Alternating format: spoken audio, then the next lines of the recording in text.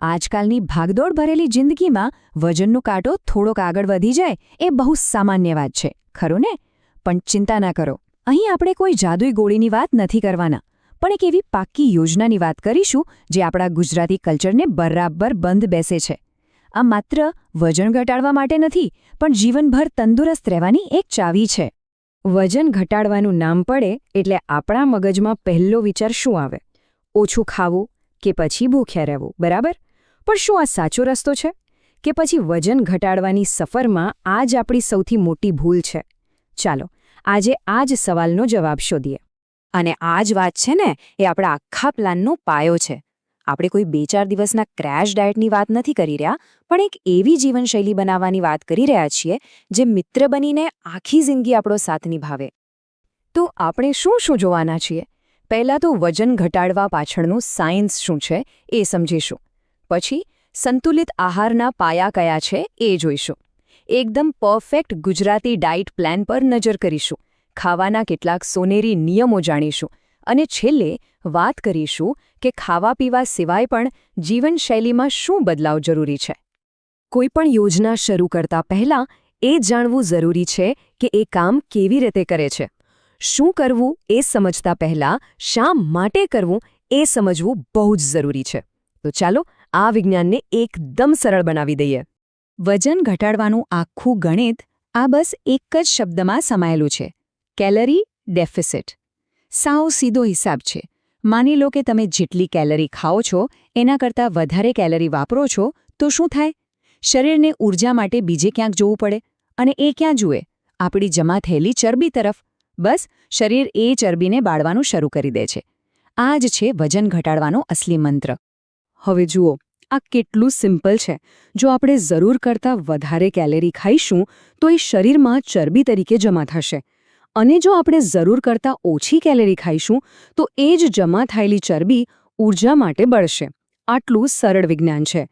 આખી રમત કેલરીના સંતુલનની છે. પણ એક મિનિટ, કેલરી ઓછી કરવાનો મતલબ એવો બિલકુલ નથી કે આપણે ભૂખ્યા રહીએ કે જરૂરી પોષણ જ ના લઈએ. શરીરને ચલાવવા માટે સારું બળતણ તો જોઈએ જ. તો ચાલો જોઈએ કે એક સ્વસ્થ આહારના 3 મુખ્ય સ્તંભ કયા છે. આ 3 પાયા છે: પ્રોટીન, કોમ્પ્લેક્સ કાર્બોહાઈડ્રેટ્સ અને હેલ્ધી ફેટ્સ. અને આમાં છે ને, પ્રોટીન આપણું સુપર હીરો છે.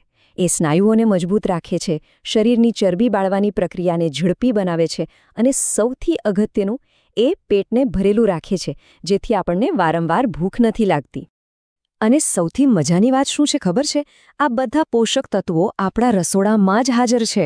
પ્રોટીન માટે આપણી દાળ, કઠોળ અને પનીર, સારી ઊર્જા માટે બાજરી અને જુવારના રોટલા, અને શરીરના સારા સ્વાસ્થ્ય માટે મુઠ્ઠીભર બદામ, અખરોટ અને આપણું શુદ્ધ ઘી. બધું જ આપણી પાસે છે, બસ યોગ્ય રીતે ઉપયોગ કરવાનો છે. ચાલો, હવે ઘણી બધી થિયરીની વાતો થઈ ગઈ. હવે સીધા આવી એક્શન પ્લાન પર. અહીં એક એવો ડાયટ પ્લાન છે જે ખાસ આપણા ગુજરાતી સ્વાદ અને ખાણીપીણીની આદતોને ધ્યાનમાં રાખીને બનાવવામાં આવ્યો છે. આ છે આપણું સિક્રેટ હથિયાર, થાળીનો નિયમ. બપોરના ભોજનમાં બસ આટલું જ કરવાનું છે. તમારી થાળીનો અડધો ભાગ સલાડ અને શાકભાજીથી ભરી દો.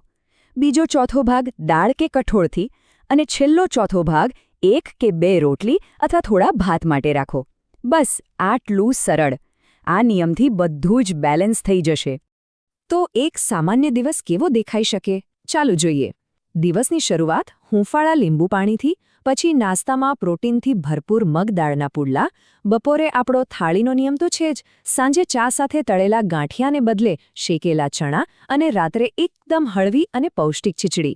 જુઓ, આ બધું કેટલું સહેલું અને સ્વાદિષ્ટ છે. સફળતા માટે શું કરવું એ જાણવું તો જરૂરી છે જ, પણ શું નથી કરવું એ સમજવું એનાથી પણ વધારે જરૂરી છે. તો ચાલો હવે કેટલાક એવા નિયમો પર નજર કરીએ જે આ સફરને વધુ આસાન બનાવી દેશે. આ સ્લાઇડને તમારા મગજમાં બરાબર ફિટ કરી લો. એક બાજુ છે આપણા મિત્રો, લીલા શાકભાજી, આખા અનાજ અને પુષ્કળ પાણી. અને બીજી બાજુ છે દુશ્મનો, ખાંડ, મેંદો, પેકેટવાળા નાસ્તા અને તળેલી વસ્તુઓ. બસ મિત્રોને અપનાવવાના છે અને દુશ્મનોથી દૂર રહેવાનું છે. સારું, ખાવા પીવાની વાત તો આપણે કરી લીધી, પણ સાચો અને લાંબા ગાળાનો બદલાવ ત્યારે જ આવે છે જ્યારે આપણે આપણી થાળીની બહાર પણ નજર કરીએ. સફળતા માટે આખા દિવસની જીવનશૈલીને સુધારવી જરૂરી છે. ફક્ત 45 મિનિટ. આખા 24 કલાકમાંથી ફક્ત 45 મિનિટ પોતાના શરીર માટે. ઝડપી ચાલો, દોડો, યોગ કરો, જે પણ ગમે તે કરો. આનાથી માત્ર કેલરી જ નહીં બળે, પણ આખો દિવસ શરીરમાં એક અલગ જ પ્રકારની સ્ફૂર્તિ અને તાજગી રહેશે.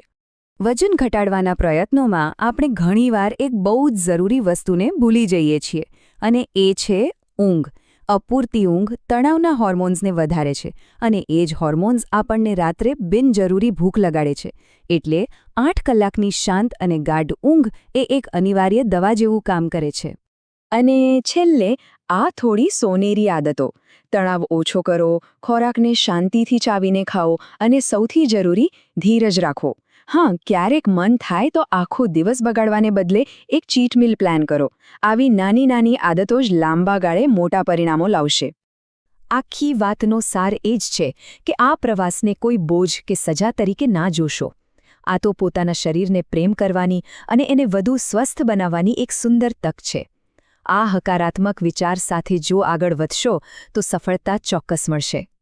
તો એક તંદુરસ્ત અને ઊર્જાથી ભરપૂર જીવન તરફ જવાનો રસ્તો હવે આપણી સામે છે. સવાલ એ નથી કે કેવી રીતે કરવું, કારણ કે એ તો આપણે જાણી લીધું. અસલી સવાલ તો એ છે કે ક્યારથી શરૂ કરવું, અને એનો જવાબ ફક્ત આપણી પાસે જ છે.